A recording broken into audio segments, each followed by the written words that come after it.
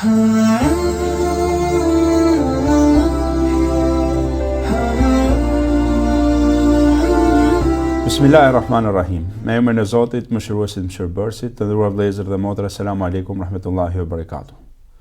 Ky muaj begat i Ramazanit, si çdo rrugë të cilën nisim në jetë, e ka një fillim dhe një fund. Edhe ky muaj begat erdhi drejt fundit të tij. Jemi në fund të këtij muaji të madhnishëm të Allahut xhaleshanuhu. Si çdo rrugë që nisim në jetë, të nderuar vëllezër dhe motra, ka një qëllim për cilin e nisemi. Dhe ky muaj i ka disa qëllime fisnike, për të cilat njeriu dhe besimtari është në kërkim të tyre të gjatë gjithë këtyre ditëve. Do përpiqemi që me profesorin tonë të nderuar Ferit Pikun, të cilit i uroj mirëseardhjen në këtë natë të fundit të Ramazanit, profesor mirësevjen. Mirësevjetëm, faleminderit. Do përpiqemi se thash me profesorin të diskutojmë Ramazanin nga forma ke thelbi. Një formë e cila është e përkohshme, por nga natyra e saj, si çdo gjë në këtë botë që është e përkohshme. Jeta, bukuria e njeriu, mosha e njeriu, adhurimet e tjera, çdo gjë që ka vendos Allahu xhaleshanuhu në këtë botë, por nga natyra është e përkohshme. Por në fakt ato në vetvete ka një qëllim madhor.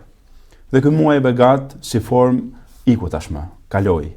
Nesër ne mund mos nuk jemi më agjërueshëm, përveç atyre që do vendosin ta shoqërojnë me 6 ditët e Shevalit. Mirë po, ngelet një qëllim, ngelet një thelb për cilin ne kemi qenë në kërkim të atij. I nderuar profesor, do përpiqemi që të paktën gjatë këtij muaji begat të kuptojmë se kjo formë e cila ishte forma e agjërimit tashmë iku sepse Zoti e ka vendosur tillë për të na mësuar ndoshta edhe natyrën e kësaj bote. Por në vetvete ajo kishte një qëllim madhor. A mund ta përkufizojmë përse kush është qëllimi kryesor për cilin ne rendim në këtë muaj të begat? Bismillahirrahmanirrahim, me emrin e Zotit mëshirues, mëshirbërës, mëshirëplot. Edhe unë, si puna jote, lutem për të gjithë, parsisht për veten tonë, që Zoti na ketë pranuar edhe formën, edhe thelbin, edhe rrugtimin, e të na ndihmojë për të mbritur tek qëllimi, na ketë pranuar agjërimin tonë, çdo punë të mirë që kemi bërë, inshallah, na ka trajtuar Zoti me mëshirën e Tij dhe jo me punët tona, sepse secili prej nesh tashmë e di se deri ku mund ta çojnë punët e Tij, por mëshira e Zotit është gjithëpërfshirëse. Ajo përfshin madje edhe punët e pejgamberëve. Pasi edhe vet profeti Muhammed alayhis salam tha, ju punoni, duhet punoni pra ta bëni sebepin, por për diçka të jeni të sigurt, nuk do të hyni në xhenet me punët tuaja. I than as edhe ti o i dërguar i Zotit, tha as edhe unë, përveç se nëse më përfshin Zoti me mëshirën e Tij. Pra kur edhe punët e profetëve janë thjesht një mjet, një sebep, një mekanizëm, dhe jo domosdoshmërisht janë ata që vulosin nëse njeriu është nga banorët e xhenetit apo jo, atëherë çfarë mund thuhet për punët tona? Fillim dhe mbarim mbetet mëshira, falja dhe bujaria e Zotit të gjithësisë. Si çdo rrugtim ka një qëllim, e përmendë shumë mirë. Edhe ne faktikisht ka dashur me pyet veten tonë, cili është qëllimi i këtij rrugtimi përpara se ta nisim atë. Për këtë qëllim duhet pyetet vetja edhe gjatë rrugtimit, por edhe pas rrugtimit. Dhe kjo është gjëja më normale që bëjmë në përgjithësi kur marrim një rrugë. Para se të nisemi ne vendosim adresën dhe bëjmë niyetin, bëjmë planet tona se ku do të mbrim. Por edhe gjatë rrugës njeriu natyrisht shikon a është në rrugën e duhur dhe a është rruga që po e çon në destinacionin e duhur. Po se pasi mbrin, ai kthen kokën pas dhe thot ku isha dhe ku erdha. A mbrita në destinacion. Destinacioni i Ramazanit nuk është thjesht të agjërohen 30 ditë, apo të falen 30 net teravih, apo të falen edhe namaz nate e kështu me radhë. Këto janë mekanizmat, këto janë mjetet, janë shumë të rëndësishme. Janë ato që faktikisht e mbajnë njeriu në rrugë dhe e çojnë në destinacion. Japin jetë këtij qëllimi. Ama qëllimi është diçka tjetër. Qëllimi jo thjesht i Ramazanit, por i çdo lloj pune që bën njeriu, të asaj që ne quajmë ibadet, pra adhurim, afrim, përkushtim tek Zoti i gjithësisë, janë kënaqësia e Zotit, i cili e krijoi njeriu jo nga nevoja që pati për njeriu, por nga dashuria që pati për të, i cili i kërkoi njeriu të bëj adhurime jo nga nevoja që ai ka për adhurimin e njeriu, por nga dashuria që ai ka për njeriu, dhe i cili i kërkoi njeriu dhe agjërim, jo nga nevoja që ka ai për etjen, për urin apo për lodhjen e agjëruesit, por nga dashuria që ka për të dhe nga projekti që Zoti ka për njeriu. Projekti është tjetër gjë. Agjërimi është pjesë e këtij projekti. Projekti është fitimi i kënaqësisë së Zotit, largimi nga dënimi i Zotit të gjithësisë. Ky është projekti dhe ky projekt nuk mbaron vetëm me muajin Ramazan. Çdo lloj pune, çdo lloj adhurimi, çdo lloj mirësie, çdo lloj largimi nga e keqja janë thjesht element që me një formë, me një tjetër mundohen të realizojnë këtë projekt madhor, që faktikisht është i Zotit. Zoti e don njeriu ta shikojë në xhenetin e tij, edhe pse ka njerëz që nuk shkojnë deri në destinacion, por rruga për atje pastaj është mjeti që përdoret, është Ramazani, është agjerimi, është namazi natës, janë namazet e ditës, janë dhënia e sadakas, janë haxhi, pafund, ka shumë rrugë pastaj. Por objektivi është tjetër gjë. Objektivi është fitimi i kënaqësisë së Zotit. Profesor, rrallë herë ne fokusohemi ke forma. Për nga natyra e njeriut nga që është më e kapshme, më e prekshme. Qëllimi edhe për humbet sepse nuk është aq i lehtë të jetë gjithmonë në vëmendje. Forma, fokusimi tek forma na bën më të qëndrueshëm, duke sikur jemi më të kapur. Dhe jo rrallë herë ka një humbje ekuilibri mes kur forma na bëhet qëllim dhe nganjëherë qëllimi vetvete mund të bëhet një thjesht një formë, një mekanizëm. Kush do ishte orientimi më i duhur mes formës edhe qëllimit?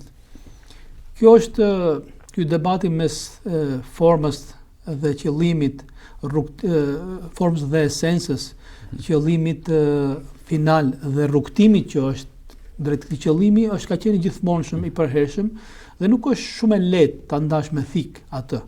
Por faktikisht për diçka duhet të jemi të qartë. Duhet të jemi të qartë se ka një qëllim që është qëllim final, që është kënaqësia e Zotit. Ka edhe disa forma, mekanizma, rrugtime që pra që na shojnë te kjo kënaqësi e Zotit të gjithësisë. Cila është më e mira, cili është raporti më i mirë? Shumë njerëz në emër të asaj që thotë unë e di qëllimin, nuk kam nevojë ta ndjek unë këtë formë, kanë lënë pas dhe kanë neglizhuar adhurimet, detyrimet që Zoti i ka përcaktuar. Si shumë të tjerë kanë keq kuptuar dhe janë përqendruar thellë në detajet e teknike të adhurimit, të rrugtimit dhe kanë harruar destinacionin te ku po shkojnë. Cila është e mesmja mes këtyre? Mendoj është si puna e tij i cili ciklistit. Ai shikon gjithmonë në horizont, aty ku do të mbërri, por asnjëherë nuk harron të shtyp pedalet e tij. Është si puna e atij njeriu i cili do të shkojë në vend caktuar, ka në dorë hartën e tij, por nuk rrin duke parë hartën. Se po të rrinte gjithmonë duke parë hartën dhe mos shifte në horizont, ai nuk mbrin dot në qëllimin e tij. Zoti për këtë arsye e ka bërë detyrim adhurimin, pra rrugtimin. Duhet ta ndjekësh këtë rrugë, se ti nëse nuk e ndjek atë nuk mbrin në qëllim. Ama gjithmonë ka folur njeriu për qëllimin final. Asnjë adhurim në Islam nuk është i lënë i tillë që kjo është detyrim hyjnor dhe ju si krijesa të Zotit duhet ta zbatoni atë. Të paktën me njeriu nuk është bërë kjo gjë. Pse? Sepse Zoti ka vlerësuar atë që ka krijuar tek njeriu, mendjen e tij, aftësinë për të imagjinuar, se prandaj adhurimi i njeriu është i veçantë nga adhurimet e gjitha krijesave të tjera. Ndoshta krijesave të tjera nuk është treguar qëllimi, urtësia e adhurimit. Por njeriu është treguar diçka e tillë. Dhe po të shikoni gjithmonë urdhrat për urdhëresat për adhurim janë mbyllur me urtësinë e këtij adhurimi. Se kjo e motivon njeriu. Ama a mund mbrim në një qëllim pa ndjekur rrugtimin, pa ndjekur këtë rrugë, pa ndjekur pa bërë këtë rrugtim, kam përshtypjen që këtu është pastaj sfida që bie njeriu në kthetrat e vetes së tij, djallit mallkuar, i cili thotë ka shumë forma për të mbritur në qëllim. Nuk është e nevojshme të bësh kaq sforcim, kaq mundje, kaq të derdhësh ka shumë energji. Këtu pastaj njeriu bie në kthetra të tjera. Profesor, edhe vet Allahu në Kur'an kur flet për agjërimin, e përshkruan pikërisht këtë qëllim për cilin ti fole në vetvete të agjërimit. La'allakum tattaqun, në mënyrë që ju të bëheni të devotshëm. Devotshmëria si një komponent i rëndësishëm i këtij muaji. Edhe si një komponent i rëndësishëm për të arritur qëllimin madhor, kënaqësinë e Allahut xhaleshanuhu. Si një tipar të cilin njeriu është në përpjekje për ta marrë këtë, mund të hedhim një dritë rreth devotshmërisë për ta kuptuar peshën e rëndësishme që ka në momentin kur ne agjërojmë, pra mahemi mas formës. Ashtu siç e përmendë vetë ajeti kuranor përcakton një arsyetim të këtij obligimi, i cili themi sinqert është i veçantë, sepse njeriu ndryshon komplet sistemin, jo thjesht ushqimit, por gati gjithë jetës së tij, dhe Zoti e arsyeton pse ai e ka bërë obligim agjerimin dhe për brezat paraardhës, edhe për ne dhe për brezat pasardhës, la'allakum tattaqun, me qëllim që ju të ruheni. Kjo pas temrava është edhe për kthimet, dikush thotë të devotshëm, po marrim termin të ruhesh. Të ruhesh do thotë të fitosh një farë imuniteti, në këtë rastin ton ndaj të keqes, të ruhesh nga çdo lloj pengese e cila të bllokon nga mbritja në qëllim, dhe të kesh të tilla aftësi brenda vetes tënde që ti të vazhdosh rrugtimin tënd deri në fund. Pra të ruhesh nga zemrimi i Zotit, të ruhesh nga e keqja, të ruhesh nga padrejtësia, siç ruhesh ti gjatë agjerimit nga ushqimi, nga ngrënia, nga pirja, nga çdo veprim i cili të prish këtë sistem, këtë qëllim. Ti ke bërë një jetë të agjerosh, edhe do të ruhesh për çdo gjë që ta prish këtë qëllim. Atëherë, ky objektiv që është takvaja, pra në këtë rastin ton ruajtja, ai nuk është të kufizuar me faktikisht vetëm me Ramazanin. Ai vazhdon dhe pas Ramazanit. Ky është, le ta quajmë, shoqëruesi yt që do të çojnë në destinacionin final, që është kënaqësia e Zotit të gjithësisë, që është xheneti i Zotit, që është largimi nga dënimi dhe nga zemrimi i tij.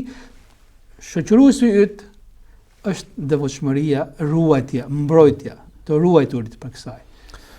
Në këtë muaj, profesor, gjithsecili prej nesh, për arsye të bekimit që ka dhënë Zoti vetveti ju në këtë muaj, i merr disa aftësi dhe cilësi, të cilat Ramazani ja jep atij. Si mund të na ndikojë ose si na ndihmoj ky Ramazan neve që këto aftësi të vazhdojmë dhe këto cilësi të mira dhe të vëra që i morëm, janë disa komponentë që mund të themi që e ndihmojnë njeriu. Pra e zejmë që në Ramazan u stërvita që të ruhem. Nga kjo që unë kam obligim të jetoj, ushqime dhe pija. Sa më ndihmojnë këto pas Ramazanit, këto aftësi kaq të mira, kaq dobishme për njeriu që të ruhet nga mëkatet, nga sprovat e jetës, që të njohë mirë qëllimin, të ecë drejt kësaj rruge. Nëse do të përsërisim të njëjtën gjë, që qëllimi final i rrugtimit të njeriut në këtë jetë dynjaje, se kjo është jeta e provimit, qëllimi final është kënaqësia e Zotit të gjithësisë, dhe ecim me ato që Zoti ka përcaktuar rrugtime, që janë adhurimet, të cilat po që se ndiqen ashtu siç duhet, me sy gjithmonë nga destinacioni, ata të çojnë në destinacion, atëherë do shikojmë që Ramazani ka një kontribut të jashtëzakonshëm në këtë udhëtim, edhe në mbritjen e këtij destinacioni. Pse? Sepse po të shikosh, Ramazani ndikon të 3 komponentët që e formojnë njeriu. Tek elementi fizik, tek trupi i tij, ai ndikon, ai reformon, ndryshon atë trup. Tek elementi shpirtëror, patjetër që ka ndikim të madh, por ka edhe tek mendja e njeriu. Do shikojmë që ai përdor disa mekanizma që janë shumë thjesht, por shumë interesant, që kanë shumë kontribut në ndryshimin, në formatimin ndryshe të njeriu, në përforcimin e tij në këtë rrugtim dhe gjithmonë ta drejtojë ato te qëllimi final për cilin ai është krijuar. Merr elementin e niyetit. Çfarë është niyeti apo vendosmëria për ta agjëruar edhe në fillim të Ramazanit, por edhe gjatë gjithë ditëve të Ramazanit, saqë disa dietarë thonë që është mirë çdo ditë njeriu ta bëjë niyetin. Ai nuk është një pëshpëritje e disa fjalëve, domethënë që unë sot kam bërë niyet ta agjëroj. Faktikisht ai është një reflektim me veten, me mendjen, një forcë, sepse çdo vendim, domethënë kur merret, parsisht do të merret tek mendja e njeriu, tek zemra e tij, domethënë po elementi i mendjes futet. Dhe kjo është dallimi në mes shumë njerëzve që po themi kanë bërë niyet dhe nuk kanë bërë niyet. Nuk është elementi fizik. Për mua ai që dallon një agjërues me një person që nuk agjeron dot. Sepse ka shumë njerëz që në aspektin fizik nuk agjerojnë dot. Po, në aspektin fizik ai realisht ka gjitha mundësitë. Po ai nuk ka bërë niyetin, në atë kuptimin, nuk është se ka thënë një fjalë, ai nuk ka vendosur. Ai nuk ka marrë një vendim të tillë. Dhe niyeti është pikërisht ai produkti i mendjes e cila ndryshon në Ramazan. Unë do ta bëj këtë veprim, unë do ta agjëroj. Dhe populli ka pas thënë ato që niyeti ka bereqetin e vet, apo Ramazani ka duan e vet, ka pas thënë hoxhallarët e parë. Do të thonë ka lehtësimin e vet. Po momentin që njeriu vendos dhe truri i tij fillon dhe përshtatet me këtë vendim dhe gjymtyrët i përgjigjen këtij vendimi. Prandaj njeriu duron 1 orë, 2 orë, 5 orë, në kushte normale ndoshta nuk e përballon dot 2-3 orë të rish pa ujë. Kam një rast që më ka treguar dikush një eksperiencë shumë interesante për agjërimin, e pyeti dikush, kam dëgjuar që ti agjeron, po tha kam agjeruar me kaq e kaq vite, dhe e pyeti a ja ka parë dobinë ndonjëherë kësaj. një tavolinë të tillë. Tha po edhe shtregoj një shembull shumë interesant.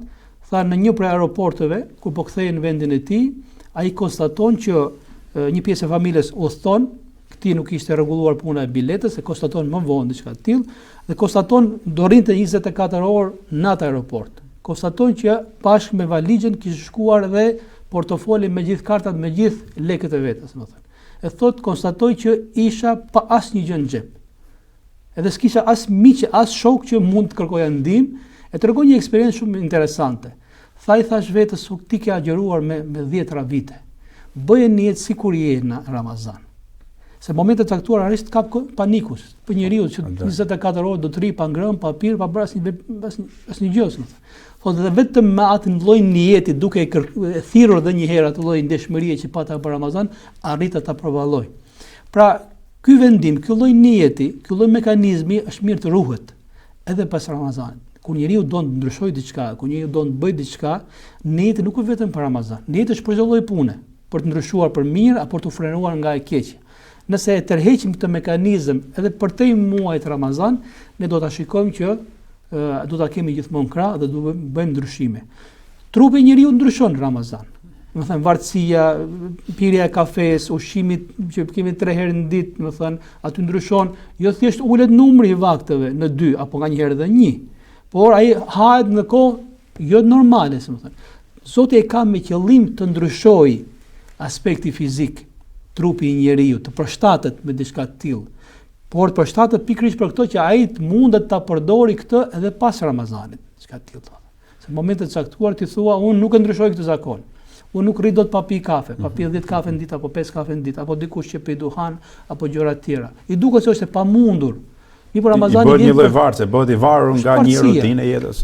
Ramazani vjen për ta thyer këtë varësi, timi sinqert, për ta prishur këtë zakon, që unë e quaj të tillë, ai vjen për të thyer zakonet dhe varësitë për të thënë ti je i lirë për të qenë rob i Zotit dhe nuk ka gjë që të pengon.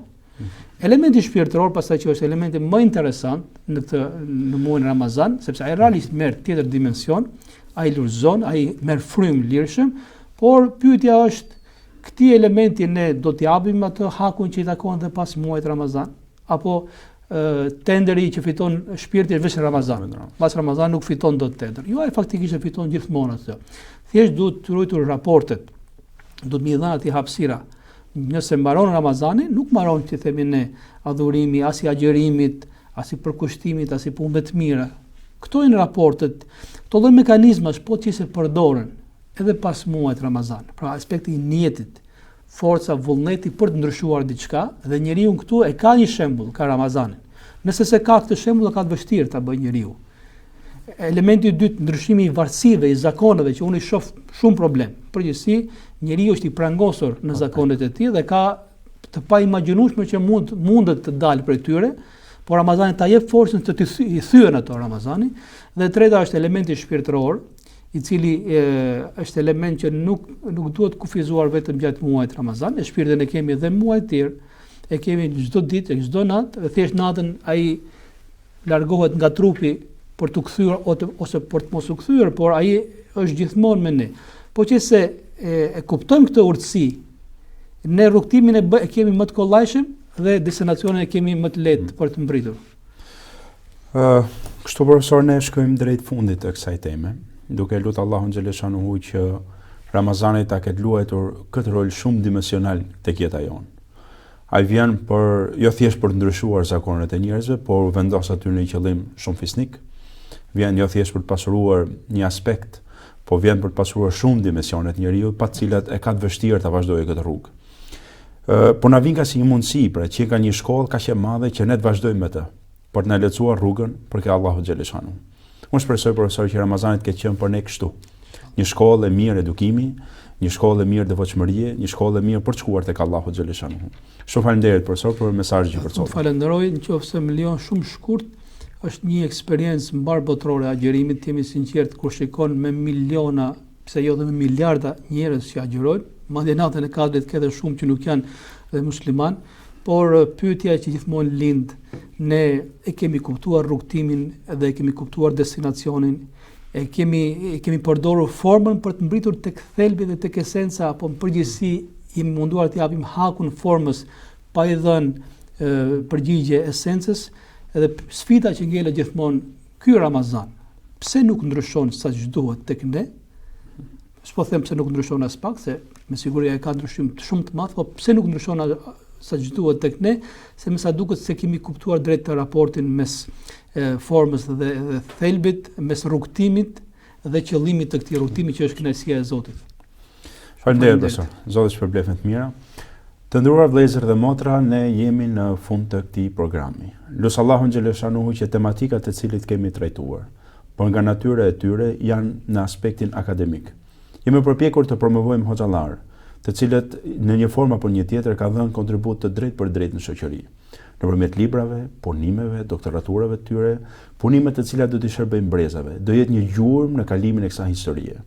Lut Zotin e gjithësisë që këto emisione t'i shërbejnë jo vetëm këtij diskursit të cilin po përpiqem të ecim ne, po të jenë pika frymëzimi që shumë hoxhallar të tjerë, besimtarë të tjerë të nisin të dokumentojnë, të lënë gjurmën e tyre në historinë e kësaj bote të cilën është shumë e gjatë, por që secili ka rolin e tij fisnik, sepse Zoti i gjithësisë asgjë nuk e ka sjellë rastësisht. Lut Allahun xhaleshanu që Ramazani le të jetë motiv i madh për gjithë ne, besimtar, hoxhallar, çdo lloj njeriu, të jetë motiv i madh që të gjejë një pikë ndryshimi, por të bërë atë çfarë Zoti kërkon tek ai, për qëndruar në pozicionin fisnik që ka krijuar Allahu xhaleshanuhu, për qenë ai pishtari ndriçues për veten e tij dhe për njerëzit rreth tij. E përdor Zoti i gjithësisë për mirë çdo njeri të mirë. Na bëv Zoti sebeb për punë të mira. Ta duam të mirën dhe ta mbështesim punën e mirë. Na bëv Zoti mundësi që të largohemi nga e keqja, të largohemi nga rrugët të cilat na dërgojnë në të ligën. Lutem Allahun xhaleshanuhu që zemrat tona t'i pastroj, mendjat tona t'i kthelloj, dhe të na bëjë Zoti dynjan mundësi të mëdha për të fituar ahiretin e tij. Inshallah me lejet Zotit projekte të tjera na takojnë, mundësi të tjera do të na takojnë dhe shpresojmë që Zoti i gjithësisë na takojë gjithmonë në punë të mira. Për meje dhe stafit të cilët është përpjekur ta ndërtoj këtë emision, ju urojmë agjerim të mbar, vepra të pranuara dhe inshallah takohemi herë tjera. Selamu alaikum rahmetullahi wa barakatuh.